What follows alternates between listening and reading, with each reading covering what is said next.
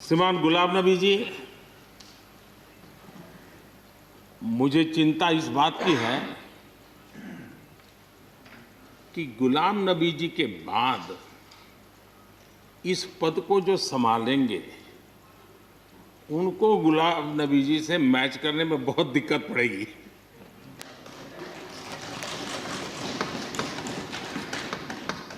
क्योंकि गुलाम नबी जी अपने दल की चिंता करते थे, लेकिन देश की और सदन की भी उतनी ही चिंता करते थे। ये छोटी बात नहीं है जी, ये बहुत बड़ी बात है जी। वरना अपोजिशन के लीडर के रूप में अपना दबदबा पैदा करना, ये सब मोह किसी को भी हो सकता है। गुलाम नबी जी ने बखूबी इस काम को निभाया है। मुझे याद है इस कोरोना काल में मैं एक फ्लोर लीडर्स की मीटिंग कर रहा था, तो उसी दिन गुलाम नबी जी का फ़ोन आया। तो मोदी जी, ये तो ठीक है आप करते हैं, लेकिन आप एक काम कीजिए, सभी पार्टी लीडर्स की मीटिंग जरूर बुलाइए। मुझे अच्छा लगा कि उन्होंने पार्टी लीडर्स के साथ, सभी पार्टी अध्यक्षों के साथ बैठने का मुझे सुझाव दिया, और मैंने उस मीटिंग को किया भी। वो गुलाम नबी जी के सुझाव पर किया था। यानी इस प्रकार का संपर्क, और उसका मूल कारण है कि उनको दोनों तरफ का अनुभव रहा है, सत्ता दल का भी और विपक्ष का। 28 साल कार्यकाल, ये अपने आप में बहुत बड़ी बात होती है। बहुत साल पहले की बात है, शायद अटल जी की सरकार होगी, मुझे याद नहीं रहा। मैं यहाँ सदन में किसी काम से आया था, मैं तो तब राजनीति में नहीं था, ये इलेक्टोरल पॉलिटिक्स में नहीं था, मैं संगठन का काम करता था। तो मैं और गुलाम नबी जी ऐसे ही लॉबी में गप्पे मार रहे थे। अब जैसा पत्रकारों का स्वभाव रहता है, बराबर नज़र लगाए बैठे थे कि ये दोनों का मेल कैसे हो सकता है। हम हंसी खुशी से बातें कर रहे थे, तो हम जैसे ही निकले तो पत्रकारों ने घेर लिया। गुलाम नबी जी ने बहुत बढ़िया जवाब दिया था। वो जवाब हम लोगों के लिए बहुत काम आने वाला है। उन्होंने कहा, भाई देखिए, आप लोग हमको अखबारों में या टीवी माध्यमों में या पब्लिक मीटिंग में लड़ते झगड़ के देखते हो, लेकिन सचमुच में इस छत के नीचे हम जैसे एक परिवार का वातावरण कहीं नहीं होता है। गुलाम नबी जी का एक शौक शायद बहुत कम लोगों को पता होगा, और कभी उनके साथ बैठोगे तो बताएंगे।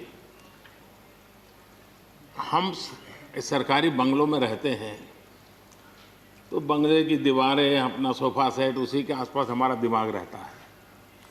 लेकिन गुलाम नबी जी ने उस बंगले में जो बगीचा बनाया है, यानी एक प्रकार से कश्मीर की घाटी की याद दिला दे, ऐसा बगीचा बनाया है।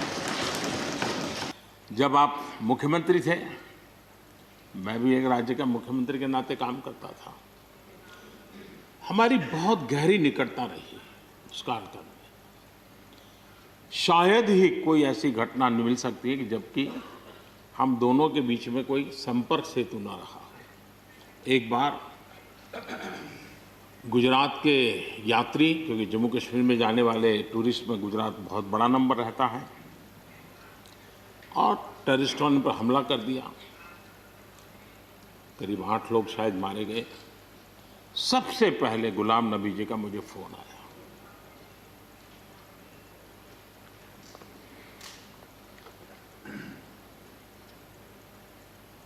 और वो फोन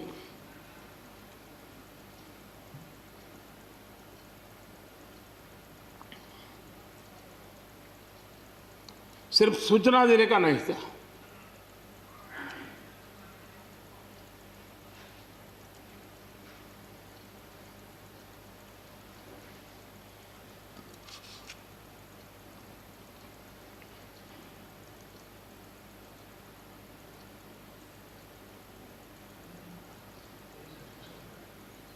उनके आंसू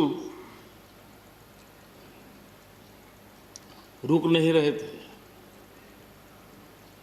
फोन पे उस समय प्रणब मुखर्जी साहब डिफेंस मिनिस्टर थे। मैंने उनको फ़ोन किया, मैंने कहा साहब अगर फोर्स का हवाई जहाज मिल जाए डेड बॉडी को लाने के लिए। रात देर हो गई थी। प्रणब मुखर्जी साहब ने कहा आप चिंता मत कीजिए, मैं करता हूँ व्यवस्था। लेकिन रात में फिर गुलाम नबी जी का फोन आया। वे एयरपोर्ट थे।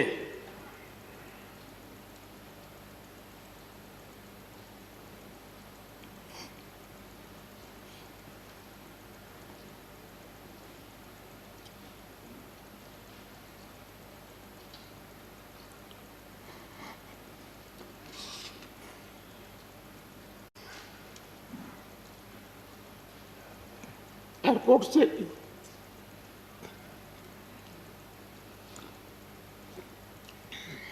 उन्होंने मुझे फोन किया और जैसे अपने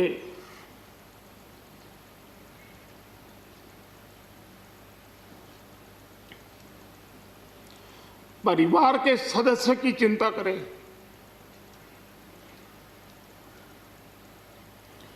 वैसी चिंता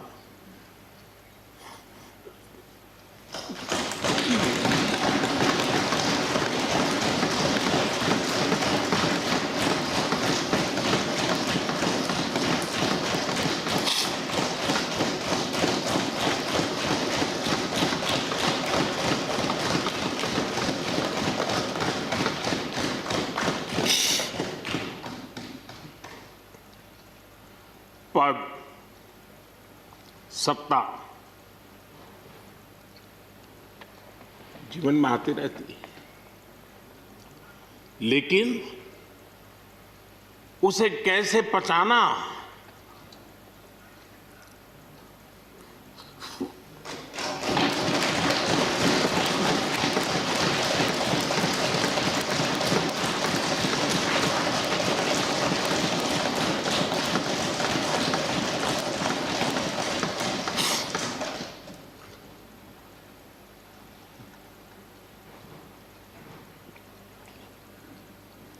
मेरे लिए बड़ा भावुक पल था।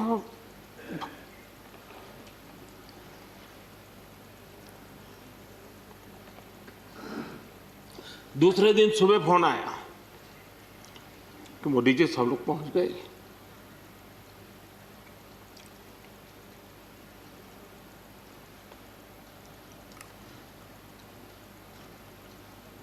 इसलिए एक मित्र के रूप में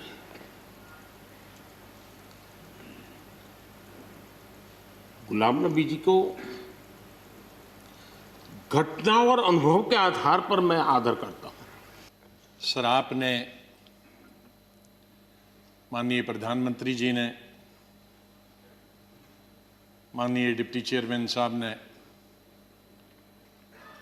और मेरे जितने भी यहाँ साथी हैं, उस तरफ के या इस तरफ के, सत्ताधारी पार्टी के या विपक्ष के, और विशेष रूप से आपने और माननीय प्रधानमंत्री जी ने जिस तरह से भावुक होकर मेरे बारे में कुछ शब्द बताए, मैं बड़ी सोच में पड़ गया कि क्या कहूं मैं, जिसका उल्लेख माननीय प्रधानमंत्री जी ने किया और वो भावुक हुए। मैं 2005 में जब चीफ मिनिस्टर बना नवंबर में, और मई में जब दरबार कश्मीर में खुला, तो मेरा स्वागत गुजरात के मेरे भाइयों और बहनों की कुर्बानी से हुआ। मैं अभी 2 ही दिन पहले पहुंचा था, तो वहां स्वागत करने का मिलिटेंट का यही तरीका था कि आप हत्या करो गरीबों की तो वही स्वागत होता।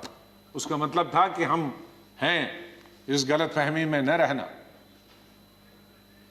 निषाद बाग, जो कि राजभवन के साथ,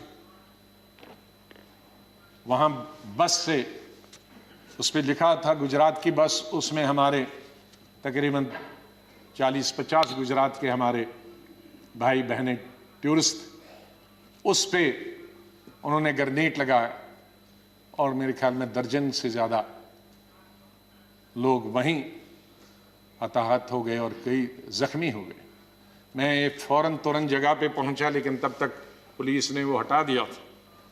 फिर मैं जैसे माननीय प्रधानमंत्री जी, इन्होंने भी डिफेंस मिनिस्टर से बात की, मैंने प्रधानमंत्री जी से बात की, जहाज़ आया मी-8 उनको लेने के लिए। लेकिन जब मैं एयरपोर्ट पे पहुंचा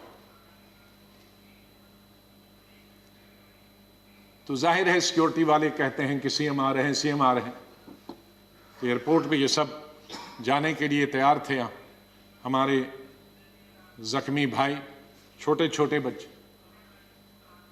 तो जब मैं एयरपोर्ट पे पहुंचा तो इन बच्चों ने, जिसका किसी का पिता मर गया था, किसी की मां मर गई थी, वो रोते रोते मेरे टांगों से जब लिपट गए तो मैं जोर से, मेरी आवाजें निकल गई, ए खुदा ये क्या तुमने किया।